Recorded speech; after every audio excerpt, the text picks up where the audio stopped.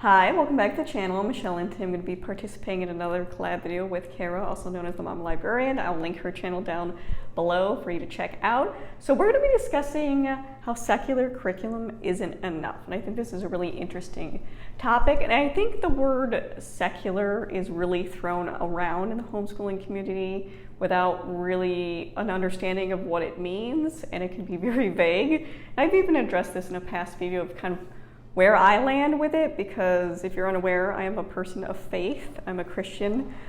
Specifically, if you want to know details, I'm a Lutheran. My denomination is the ELCA, the Evangelical Lutheran Church of America. I've gone to church the last 20 years of my life. I've taught Sunday school the last 13 years, and my husband's an ordained pastor. So I do feel like our religious beliefs are very much ingrained in our life, I think more than a lot of people, because it really is a big section of our life given my husband's job. But when it comes to homeschooling and resources and curriculum, I don't use religious-based curriculum or resources at all. And I think that's one of the things that shocked me most when I started homeschooling, because I did not eliminate the idea of using religious-based curriculum right away. But I was shocked with what the options were and how very narrow-minded and very often conservative leaning. And there's a difference between, religiously conservative and just being conservative. You don't have to be conservative and be religious at the same. Those are two different things. One of the things that shocked me was just the completely left out perspectives, the more of an indoctrination than education. So I definitely early on realized that using religious-based resources did not fit what I wanted to teach my kids, especially when I hear this a lot, that you're a secular homeschooler, but you use religious-based resources and just take out the religion. I don't think that's possible for a couple of reasons. I think one, no matter if you take it out or not, you're still supporting a company. And I think it's very important that you be aware of the values we're supporting. The vast majority of religious-based curriculum I've looked into are very anti-LGBTQ. They'll say it right there in their faith statements on their websites or in their curriculum. It's not like they're hiding it. And for me personally, that is not something I want to support. So I think it's very important that we not only look at the curriculum at itself and what it can provide, but what are you supporting? You're supporting these creators, whether they be homeschool parents or curriculum companies. You're giving them money. You're encouraging them to make these things and really think about, are these the values you as yourself and your family want to support? And I'm sure it goes the other way where, I'm sure there's a lot of inclusive, diverse curriculum I use that other people wouldn't use just because it has those things. So I think you really need to go beyond, what it looks like and what it provides, and really think about the values you're supporting. So right away, that just knocks off a ton of curriculum that I'm unwilling to use because they are blatantly against certain groups of people that I am not willing to support. I also don't like the narrow-minded perspective. You are given a very specific perspective in these curriculums, and I can't support that. I want to give my kids as much information, knowledge, perspective, ideas that I can. I don't want to just present one idea one way and that this is the only way. So religious-based curriculum is just out for me, which I think is probably surprising for a lot of people, given how our faith is so ingrained in my family and all that. But also I think it's important to talk about how a lot of the faith you're seeing in these curriculums is not at all what I believe in. I believe in a very loving and accepting God, and that's not what necessarily is being pushed in these curriculums. And I think that when you cherry pick Bible verses and just shove them in places to kind of make a point, I think it's really wrong. I think there's a lot of contextual knowledge that comes with reading the Bible and understanding the Bible, and I think that's why we need professionals, ordained pastors, people that go to school to learn Greek, Hebrew, Latin, learn the contextual knowledge, biblical history, we need educated people in those fields, just like we need educated people in science and all those other fields, because we want people who know what they're talking about. And a lot of the religious stuff being pushed out there is people who don't know what they're talking about, or who are skewing things to reach a certain agenda.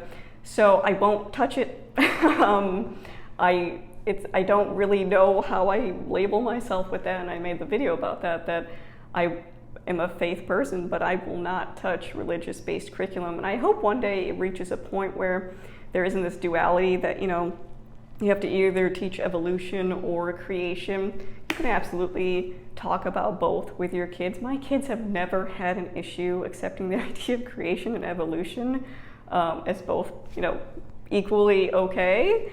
And I think curriculum companies specifically kind of cause this divide and further make it harder.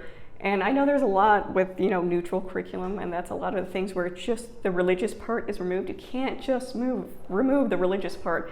You can remove the Bible verses, yes, but there's still an agenda. There's still something that curriculum is trying to get to you. So even if you, leave out evolution, leaving out or not sharing information, or even just putting doubt that maybe this isn't right. So, I've read in religious-based curriculum that it's silly that some people believe this idea that, dinosaurs roamed the earth. Come on. I'm sorry, just come on. The idea that you're dispelling that anyone doesn't believe exactly what you believe is incorrect based on a reading or passage in the Bible. I'm not buying it. I'm not buying it. So I won't go down that road.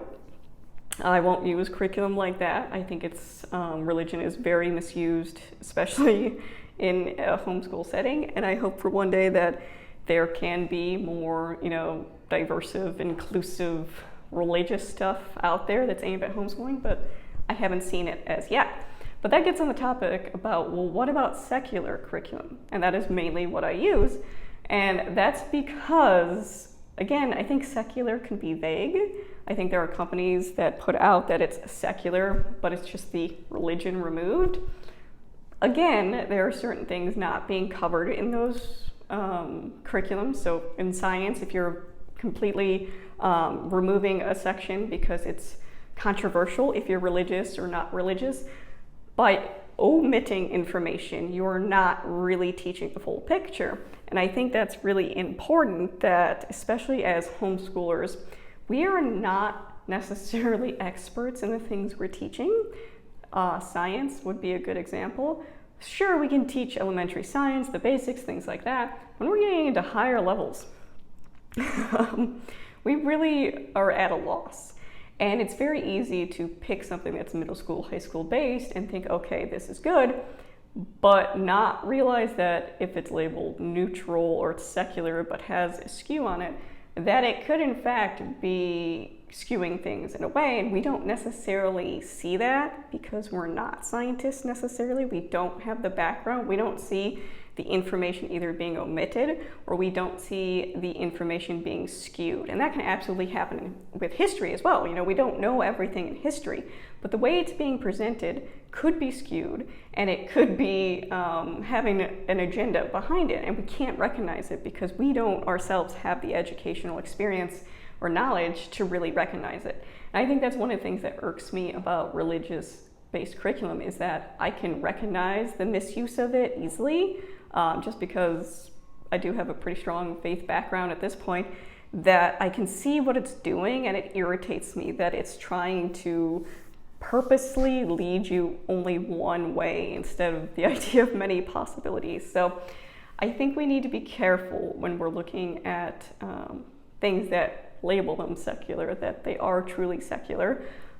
We need to look at who's creating it, who's putting it out, not just things labeling themselves secular so they can be used for, school funds and things like that. I think it's important too I think it's important to also understand that secular does not mean progressive. It does not mean diversive. I think that's a common misconception, that because something is not religious based that it will automatically have diversity and inclusion in it, and that's not the case. That is something you'd have to look into, and that's something I look into when I am doing research on curriculum as well. That yes, I immediately eliminate most of the religious-based curriculum. I go into the secular curriculum, but again, I have a video kind of how I choose curriculum. I look at who's creating it, the credentials, their educational background, what are they bringing to this curriculum, also what perspectives are being presented. I've used curriculum that definitely have certain perspectives. So for example, I know core knowledge is often seen as Eurocentric. We did US history this past school year, and it does present in the student reader a more Eurocentric typical history, but in the teacher guides and the additional resources and the things laid out in the teacher guide that you're supposed to be doing is all the other perspective of history, and asking why are these perspectives not being talked about or being presented in history. And a lot of it is looking at primary source documents from those time periods and really analyzing and using those critical thinking skills. So it's very easy on the surface level to look at something and say, it's good or it's not good, but you really got to dive deep into those areas. And I don't think it's possible for a curriculum to ever be perfect and hit all the areas. So for example, we used O Freedom US History the year before last, and it covered history from the other perspective, so the marginalized. And it was really good, but did it cover everything? No, there was an entire group of people, specifically the LGBTQ history, was completely left out.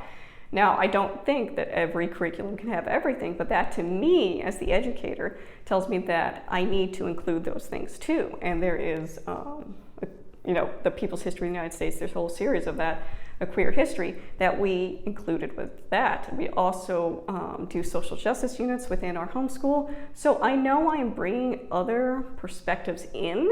So I don't think there's a perfect curriculum that will give you like secular, all-inclusive, diversive stuff. I do think they're getting a lot better, which is great. But you as the educator are going to have to bring in those perspectives even with those secular curriculums. You're going to have to really think about all the different areas you're covering and the different groups being represented, and really think to yourself, who's missing and why is that perspective missing? And that takes work as an educator. And I know people just want to get the, open and go, the scripted, do the bare minimum you can, but as our kids especially are getting older, we need to be doing more work as well.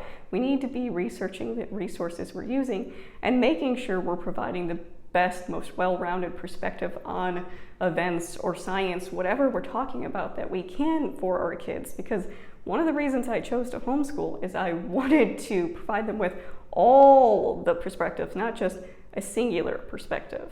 So I think that's one of the joys of homeschooling, but it does require more effort and usually requires, beefing up the things we have or bringing other resources. But it's on us to make sure we're researching that these are quality resources we're using.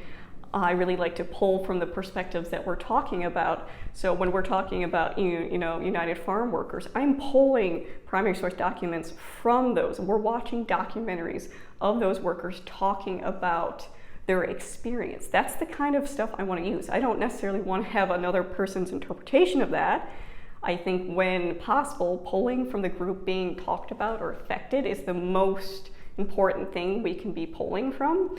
You can have a curriculum that presents a certain point of view and bring in other resources. I think that's possible, but it's going to be work for you. So just because something is labeled secular does not necessarily mean it's of good quality, does not mean it's well researched. It's just a label that I think is thrown out there a lot.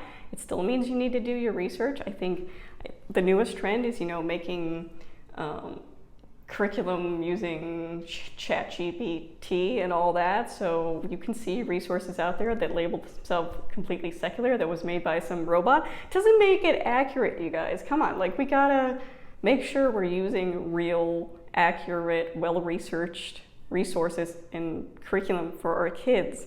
I think the least we can be doing is presenting information that's accurate, that's giving multiple perspectives on a situation or event. I think that's the best we should be aiming for. And yes, it does take more effort, but why do this if we're not willing to put that effort in? And especially, since we do specific unit studies in social justice, and I really do try to provide well-rounded in history as well, it requires me to dive deeper into the information I know and educate myself about it. And I do have different resources that I use, which I've made videos about for social justice. And every year I share what I use for history. I'm doing the best I can. I think every year we do learn a little bit more. And luckily, I think there are a lot of things coming out as time goes on. There are things, when I started homeschooling going on 5 years ago, that weren't available, that are now available now, that I can use with my younger kids. So I think that's great. I think there's a need in the homeschooling community, and I think that's being addressed. But I also think we need to be smart as the educator too, and really look at what we're using and not just what it looks like. So that's kind of my thoughts on why I think just labeling a curriculum secular or finding a curriculum that's secular isn't enough. You really do have to look deeper into what's behind that curriculum, who's writing it, their credentials, looking at the values of that company or individual, looking at the curriculum itself, looking at what perspectives are there, what's missing, what ideas are being presented. And if you want to use that curriculum, are there other resources you can use to add on those perspectives? Hopefully, from that point of view of those being marginalized or left out of the story. I think that's really important, but that's really kind of how I handle curriculum now. Yes, I absolutely choose secular curriculum in my homeschool, but I don't choose it just because it's secular. It has to be more than just secular. It has to be good quality. It has to be well researched. It has to be from someone who knows what they're talking about. It has to fit with the values of inclusive and diverse education that is very important to me. So if you have any specific questions, let me know in the comments down below, and make sure you check out Kara's video as well. As always, thank you for watching.